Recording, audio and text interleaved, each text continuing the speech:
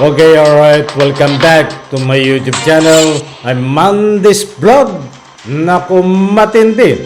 Mainit na naman, mga kaibigan. Itong ating tatalakayin tungkol sa pagkawala ni Catherine Camilon. Naku po, alam niyo ho ba, itong asawa ni Police Major ay muling nadawit at lalong nadidiin.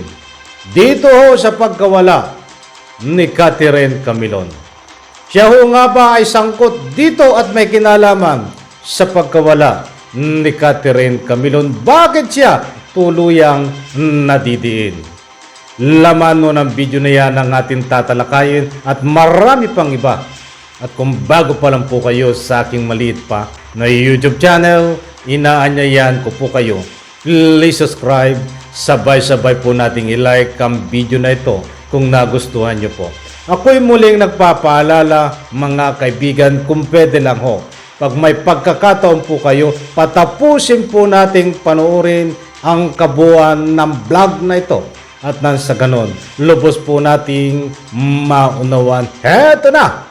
Samahan nyo po ako mga kaibigan tuklasin kung bakit nadidiin sa kaso itong asawa ni Police Major sa pagkawala ni Catherine Camilon. Panoorin po natin.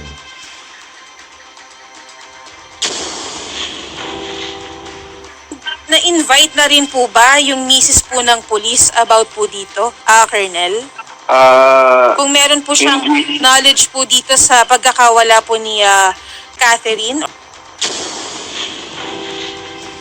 Ma'am, we made several attempts to invite, pero she declined to our invitation.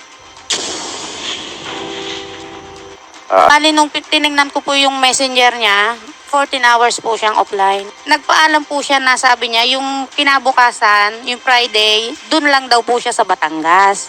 So may mga pagkakataon talagang hindi siya umuwi.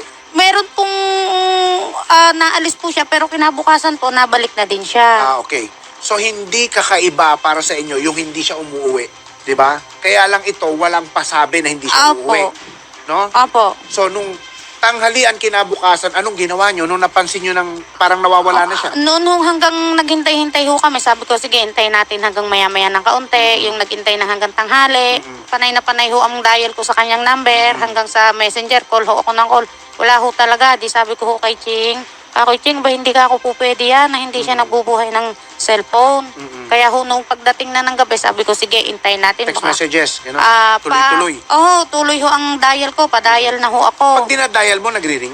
Ay, hindi po. Ay, di yun ho, nung bandang hanggang, sabi ko, sige, maghintay tayo ng hanggang alas 5, baka ako may ginagawa po. Yun po ang inisip ko. Hanggang sa naglampas na po ang alas 5, gayon pa rin. Kaya Okay. nag-bearage pa rin po. Pero at that point in time, hindi mo alam na may boyfriend siya. Hindi po. So, ano ang naisip mo nung na-realize mong nawawala siya? Anong naisip mong nangyari na sa kanya? Parang nagkaroon lang ako ng takot na sabi ko, bakit? Inisa-isip ko lang ko, bakit ito hindi ng cellphone, hindi nabubuhay. Okay. Na hindi naman ho talaga niya ugali ang ganoon. Parang nagkaroon ho ako ng medyo So takot. eventually, lumapit na kayo sa pulis. Sa amin po munang barangay captain. Sa barangay captain. Opo. So sino yung barangay captain na Si Kapitan Intibagi po. sige. So lumapit ka na sa kanya. Anong sabi mo sa kanya? Una po, tumawag po muna ako. Sabi ko, ako Kap, hindi ho namin ako makontak si Kat. Di yun, nagkausap-usap na ho. Sabi ba, bakit? Kailan pa? Sabi ko, kagabi Si ho. Kap ba malapit din sa pamilya nyo at kilala niya rin yung anak mo? Okay. Dahil di sinabi ho niya na, bakit? Sabi ko, nagpaalam mo sa amin kako kagabi. Kako maghapon na ho ngayon, hanggang ngayon ho kako, hindi naman namin makontak yung cellphone niya. Di yun, ang ginawa ho namin, dahil medyo may pahanda po si Kapitan noong oras na yun di, ang ginawa ho namin nung maya-maya, nagpunta na kami sa kanila sa bahay. Kala Kapitan? Opo. Okay. Di, nagtawag naman po siya sa police station na sinabi nga po na hindi namin makontak si Catherine. So, kailan, kasi dapat magpa-file ka ng formal report, di ba, of a missing person. Kailan nyo ginawa yun? Nung pumunta na kayo sa police at nireport siya na nawawala? Noon pong gabi na yon, nagpunta na din po kami sa police station, pero naghanap po muna kami doon sa lugar na sinasabi ni Kat na doon siya napunta. Sige, okay. Fast forward tayo, ha? Okay po. Eventually, nalaman yung may boyfriend siya, di ba? May karelasyon siya. Opo. Sino itong nalaman yung karelasyon niya? Alan De Castro, si Opo. Police Major Opo. Alan Avena De Opo. Castro. Paano niyo po nalaman na may karelasyon siyang pulis? Bali po, nag-post po ako nung October 13 po sa Facebook ng nasaan ka, Catherine. Nakatag po si Catherine. May mga nagchat-chat po sa akin ng mga kaibigan niya, hinahanap din po sa akin. Meron po dong isang kaibigan na nagtanong po sa akin ng mga oras na mga bandang 6 po kung anong update na po kay Catherine. Sabi ko, hindi pa po nahahanap. Tapos po, yun nga po, hinanap po namin kung saan po siya huling kausap ng nanay ko. Sabi nga po niya sa Bawan. Bawan? Bawan gasoline station po ng Petron. Bawan, Batangas? Opo, Bawan, Okay. Batangas. Tapos po, may yung friend niya po na yun, ang witness po namin, tumawag po siya sa akin. Sabi niya, ate, may sasabihin ako sa yung importante, pero sa chat na lang. Tapos po, naka-receive po ako ng chat po sa kanya. Sabi niya, ate, sorry. Ako yung, sabihin na natin na ako yung huling kausap ni Kat. Alam ko po kung sino ang kikitain niya, pero hindi niya na sinabi kung saan sila pupunta. Ngayon po, tinanong ko po kung sino. Yun nga po, si Police Major Alan De Castro daw po. Ngayon po, pinagtanong po namin sa kasama po namin kapitan kung sino po yung Alan De Castro. Sabi po ni kapitan, bali kumpare daw po niya yon. Ngayon po, meron po siyang contact nung kapatid niya, ang pangalan po Ryan. Parang Ryan po yung nadinig Bakit ko. itong si Major Alan De Castro, taga-ron din ba sa inyo? Opo, taga-Tuli din po. May contact po si kapitan nung pong kapatid ni Alan De Castro. Ngayon po, pinakausap po sa akin. Sabi ko, nagtanong po ako sa kanya. Sabi ko po, sir, kapatid po ito ni Catherine Camilon. May nakapagsabi po sa akin na ang kasama daw po ni Catherine ay ang kapatid niyo, si Mr. Alan De Castro. Ngayon po, ang sabi niya po sa akin, wag daw po akong magbintang kasi baka daw po ako yung makasuhan. Sabi ko po sa kanya, sir, may nagsabi na po sa akin, may proof po ako na yun nga daw po ang kasama, si Alan De Castro daw po. Okay. Yun po, pagkatapos po noon, yun nga po ang sabi sa akin, baka daw ako yung makasuhan. Ibinaba ko na po yung tawag. Ang sinabi mo lang naman is, Hinahanap ko po at si... saka ang pagkaalam mo, ang tatagpuin ng kapatid mo bago siya mawala ay si Major Alan De Castro. Opo. And, Colonel, meron lang din pong karagdagan na tanong kasi base po doon sa huling conversation niya, dito po sa nakalagay dito, screenshot po, may kausap po siya dito at it seems na parang naging karelasyon niya po itong pulis at yung pulis po ay may asawa. Meron po ditong sinasabi na pati ako nasunod sa pakana ng asawa niya. Parang I think nag-aaway yata sila ni pulis. And then, dahil doon sa pag-aaway nila is magkikita nga sila ng October 12. Na-invite na rin po ba yung misis po ng pulis about po dito, Colonel? Kung meron po siyang knowledge po dito sa pagkakawala po ni Catherine, or alam niya po ba yung affair na sinasabi nga po ni Catherine and ni police? Ma'am, we made several attempts to invite, pero she declined to our invitation. Alam naman natin na husband yon ni Major Alan De Castro. But for the meantime, ina-analyze namin yung mga text messages exchange na binibigay din sa amin ni nating kapatid ni Catherine, na ina-analyze po namin, no? But basically, ma'am, we have established an initial motive. Yun nga, yung gusto naman maghiwalay ni Catherine kay Major Alan De Castro. Opo. At minsang nasaktan na itong si Catherine ni Alan pag ito yung nalalasing. At nagalit ito nang sinabi nito sa asawa na merong babae si Alan De Castro.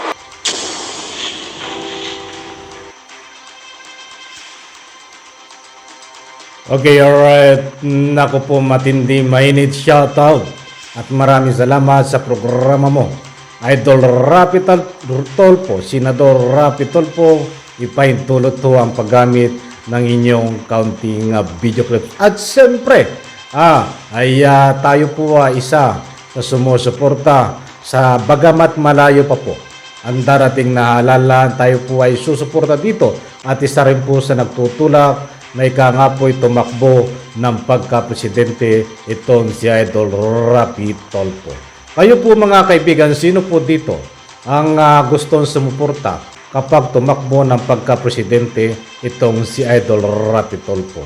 Kung kayo po ay susuporta o hindi, bashers man o hindi, ay pwede po kayong magbigay ng public opinion diyan po sa comment section. Okay, napadaanan lang po natin mga kaibigan. Dumbako na po tayo dito sa pinaka-highlight. Itong asawa ni Police Major ay lalo pong nadidiin. Alam niyo kung bakit ito nadidiin? Sapagkat halos nagtatago na ho ito eh.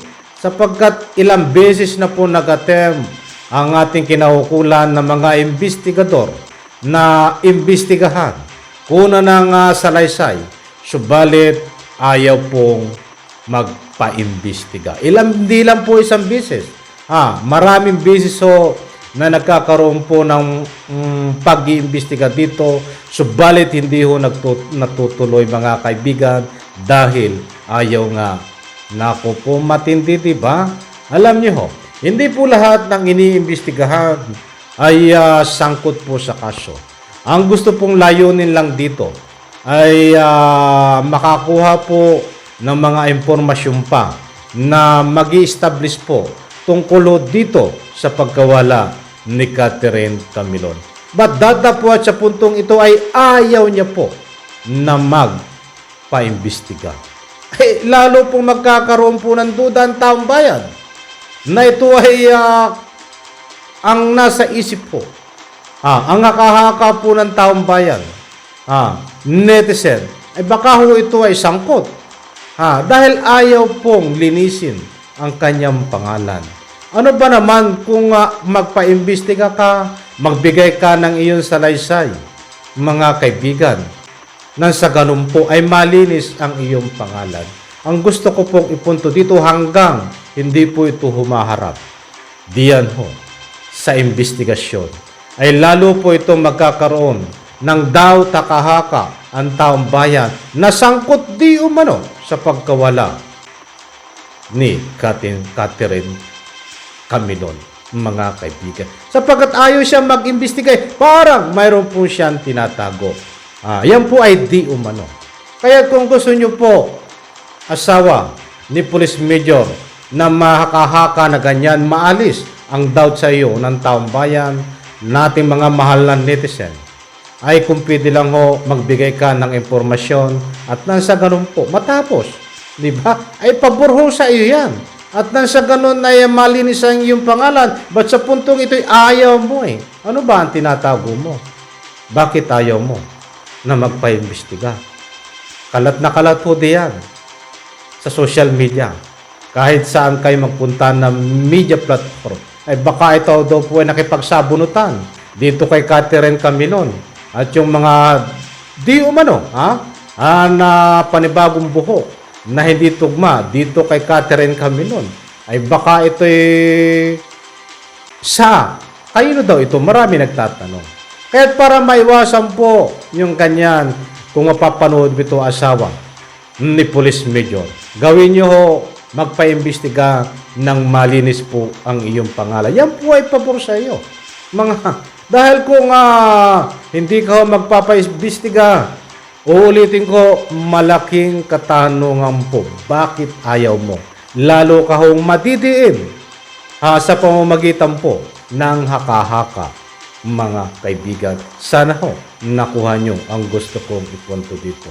Dahil marami pong bisis na nag-attempt ang ating kinahukulan na imbestigahan. Ay nagtatago po, ayaw eh. Ibig sabihin, nagtatago. Mga kaibigan, tayo po ay nagbabatay sa rolling ng video.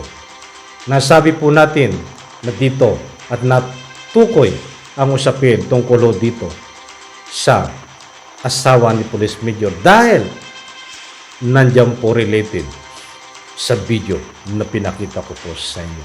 Marami po salamat. Pagpalain po tayo lahat. Abang-abang po tayo bukas sa mainit pa na latest update dito po sa pagkawala ni Catherine Camilon. Alam ko po, nakuha nyo ang gusto kong ipunto. Diyan po sa comment section. Pwede po kayong magbigay ng public opinion kung ano man ang inyong salubin. Maraming salamat. Pagpalain po tayo lahat. Sabay-sabay po natin i-like ang video na ito. Palakpakan.